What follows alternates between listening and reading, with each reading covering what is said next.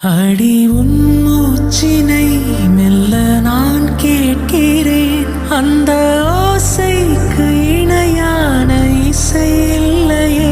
உந்தன் கூந்தல் மூடி கொஞ்சம் அசைகின்றது. அந்த அசைவுக்கு நடனங்கள் இணையில்லையே.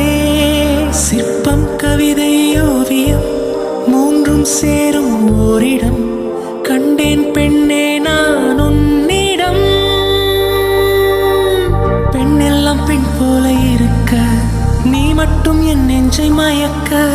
பூமிக்கு வந்தாய தேவதை போலவே. அடடா பிரம்மன் புத்திசாலி, அவனை விட நான் அதிர்ஷ்டசாலியோ.